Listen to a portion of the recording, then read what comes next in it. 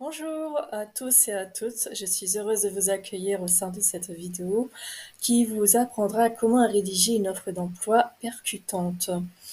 Tout d'abord, nous allons voir le profil de poste.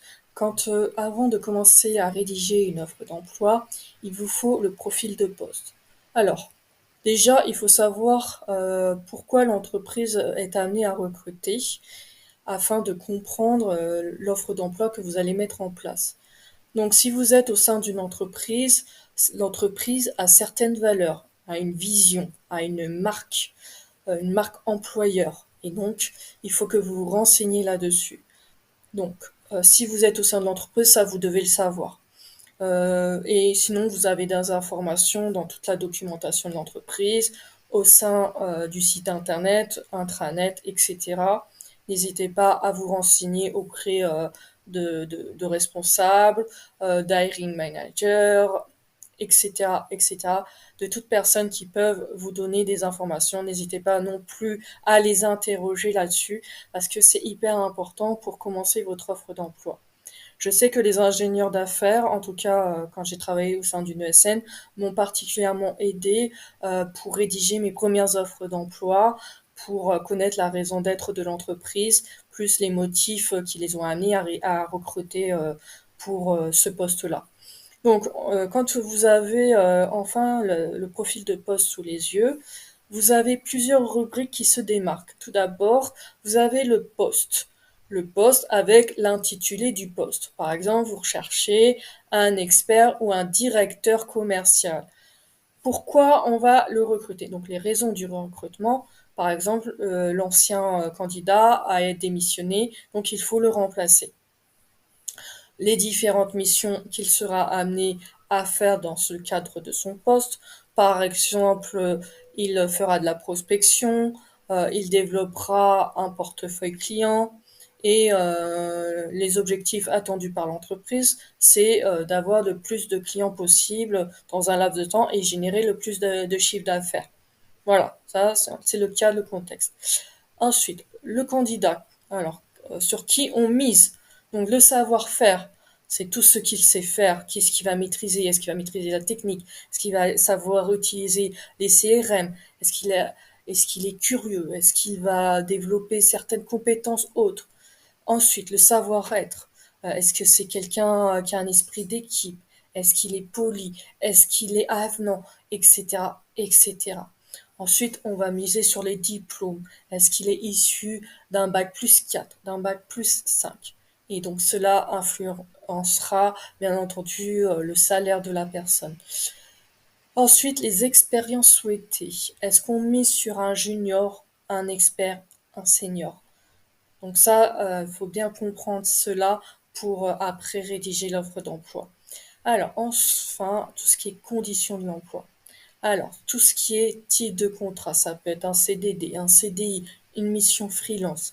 Est-ce que l'entreprise a pour but d'embaucher le candidat? Ça, c'est vraiment une question hyper importante. Le nombre d'heures qu'il va travailler au sein de l'entreprise. Est-ce qu'il va travailler 35 heures, 37 heures? Est-ce qu'il est cadre? Donc, c'est toutes ces informations hyper importantes qui vous déterminera comment il pourra évoluer au sein de l'entreprise. Est-ce que, par exemple, il aura l'occasion d'avoir des formations? Est-ce que l'entreprise permet d'évoluer? Ça, c'est très important. Ensuite, le lieu du poste. Par exemple, ça peut être en région PACA, Aix-en-Provence ou à Paris. Voilà, c'est un point hyper important. Est-ce qu'il y aura des déplacements au cours de ce poste? Est-ce qu'il sera amené à se déplacer du côté national ou juste au sein de Paris dans la région? Ah, c'est une question. Puis, est-ce qu'il aura du télétravail? Un jour de télétravail, 3 jours de télétravail ou remote à temps complet. Voilà. Donc cet ensemble d'éléments constituera déjà ce que vous pouvez amener à faire dans votre offre d'emploi. Nous allons continuer. Donc, qu'est-ce qu'une offre d'emploi pour qu'elle soit percutante? Une offre d'emploi doit être attractive, claire, sélective, informative. Claire dans le sens que dès qu'on atterrit sur votre offre d'emploi, les paragraphes sont clairs, l'orthographe est nickel, on a envie de la lire et d'y postuler, hein, tout simplement. Alors, des astuces à bien comprendre pour que votre annonce soit percutante. Il y a des entreprises qui se sont amusées à faire des vidéos de leurs candidats pour parler de leur expertise. Par exemple, ils ont enregistré un développeur Java qui a expliqué son travail et a apporté son expertise plus ce qu'il ressent au sein de l'entreprise. Hyper intéressant pour le candidat qui vient postuler au sein de l'entreprise. Et puis, c'est vrai qu'il est important de jouer sur les visuels sur votre annonce. Faire une belle bannière, mettre de belles images de votre entreprise. Ça donne aussi l'envie d'y aller. Ensuite, il y a des règles à suivre quand on rédige une offre d'emploi. Ce qu'il faut savoir, c'est qu'une offre d'emploi, c'est gratuit, mais vous pouvez la diffuser sur différents job boards. Attention, certains job boards sont payants. Les job boards gratuits, vous devez les connaître. C'est APEC, Pôle emploi, Indeed. Voilà, il y en a quelques-uns. Mais vous avez aussi les job boards payants, attention. Hello Work est payant, par exemple. Et vous en avez d'autres, hein. J'en cite quelques-uns qui me viennent à la tête, mais il y en a plusieurs autres. Alors, ensuite, en point numéro 2, la date de diffusion de votre offre d'emploi. Elle est hyper importante. Il faut vraiment que vous la mettiez. Ensuite, il faut que vous ayez d'afficher le nom de l'employeur, le cabinet de recrutement ou l'intermédiaire qui a rédigé l'annonce. Ça, c'est hyper important que vous soyez cette information-là avec son nom ou sa raison sociale, son adresse. Voilà. Attention aux critères discriminatoires. Vous ne pouvez pas publier une annonce où vous demandez l'âge du candidat, par exemple. Vous ne pouvez pas dire que le candidat doit avoir ses orientations politiques, par exemple de droite, de gauche ou de milieu, enfin de tout ce que vous voulez. Ça, c'est interdit. Vous n'avez pas le droit non plus de lui demander ses orientations sexuelles, ses mœurs, son origine. Même aussi pour les femmes enceintes. Par exemple, vous n'avez pas le droit de dire j'interdis aux femmes enceintes de postuler. Ah, c'est interdit, c'est pas correct. Toutes les offres d'emploi doivent être rédigées en français afin que ce soit bien compréhensible par l'ensemble des candidats. Vous êtes en France, il faut rédiger en français. Mais vous pouvez ajouter une offre d'emploi étrangère, c'est-à-dire l'offre d'emploi en français plus l'offre d'emploi en anglais. Comme ça, vous amenez le candidat à réfléchir en anglais et à vous envoyer une lettre de motivation en anglais, un CV en anglais. Hein, c'est tout à fait possible. Il n'y a pas de contre-indication. Les mentions obligatoires au sein d'une offre d'emploi. Alors, tout d'abord, vous devez avoir la description du poste et du profil avec les différentes missions, l'expertise, les diplômes, la localisation du poste, le rythme du travail, par exemple qu'on a vu tout à l'heure avec le télétravail, est-ce qu'il a des pauses, etc. Le type de contrat, CDD, CDI, freelance, sa durée, si c'est une mission, 6 mois, 8 mois, etc. Et enfin, les informations du contact pour postuler. Certaines offres d'emploi, vous avez contacté nous et vous pouvez télécharger votre CV, il n'y a pas de souci. Ça, c'est des informations obligatoires. Vous n'avez pas le droit de faire des allégations fausses ou susceptibles d'induire en erreur votre candidat. C'est interdit. Mentionnez le salaire. Alors, le salaire, ce n'est pas obligatoire, mais on demande à ce que ce soit bien identifié sur l'annonce. Pourquoi? Parce que le candidat, lui, il va voir le salaire et ça peut l'intéresser, bien sûr, puisque il est là pour ça, il est là pour gagner sa vie. Donc, ne pas le mettre, c'est vous nuire à votre image.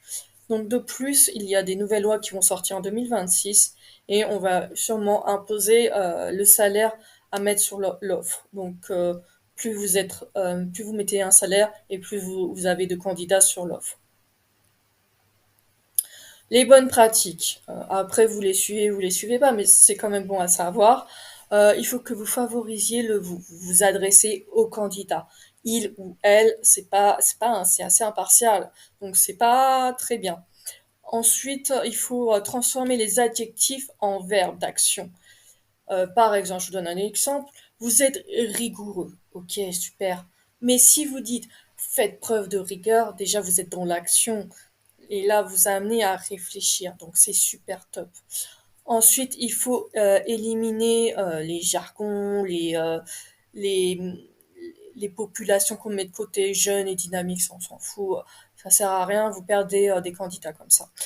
Et puis, sur tout ce qui est origine, pour un poste qui requiert un bon niveau d'anglais, anglais langue maternelle, d'accord, ouais, plutôt mettez maîtrise de la langue anglaise. Voilà.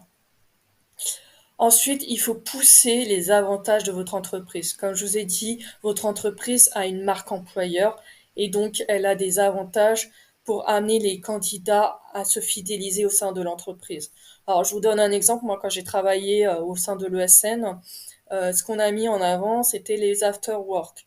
Les candidats appréciaient ces différents événements parce que ils pouvaient s'y retrouver, et c'était un instant festif. On organisait aussi des jeux de société. Donc tout ça, c'est une plus-value pour vous. De plus, on peut ajouter tout ce qui est ticket restaurant, primes, avantages, intéressement, congés payés, etc., etc. Il faut vraiment penser à cela parce que le candidat, lui, il va chercher à postuler dans une entreprise où il se sent bien, où il se sent valorisé. Donc ça, c'est hyper, hyper important.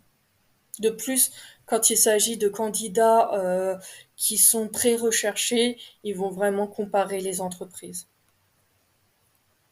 En résumé, alors tout ce que je vous ai dit, donc dans l'annonce de recrutement, tout ce qui est fonds, tout ce qui est cadre juridique, toutes les mentions obligatoires, les mentions interdites, toutes les attentes du candidat, que ce soit son salaire, les compétences attendues, la description du poste, euh, s'il y a un télétravail, enfin tout ce qu'on a vu jusqu'à présent. Et la forme, bien sûr, hyper important, la forme. Il faut que vous donniez au candidat l'envie de la lire et de trouver l'offre d'emploi. J'ai oublié de vous dire qu'il est possible de créer une offre d'emploi et de la multidiffuser. Il y a certains CRM qui vous permettent de faire ça. Euh, voilà, donc réfléchissez-y. Il y a également le site internet de l'entreprise où vous pouvez mettre l'annonce. Il y a les job boards, il y a les landing pages, vous pouvez la faire en vidéo, etc., etc. Il y a plusieurs formats.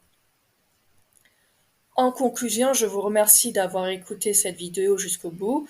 Nous, on est un cabinet de recrutement spécialisé dans la tech. On se nomme Volutaire H. Moi, Aurore, je suis la cofondatrice de ce cabinet de recrutement qui est spécialisé dans la tech. Nous, on recrute des profils, que ce soit dans la GED, IA, infrastructure, euh, des chefs de projet, des développeurs, etc., etc.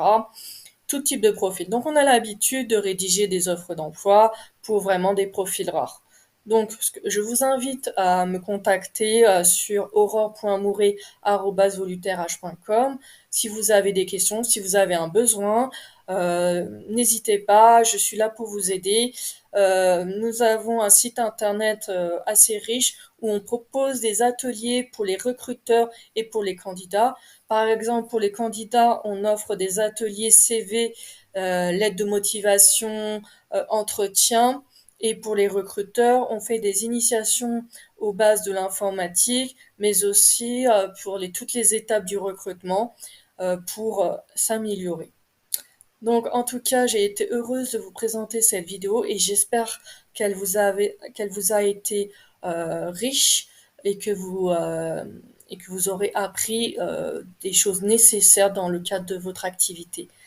Je vous souhaite une bonne journée et je vous dis à bientôt. Au revoir.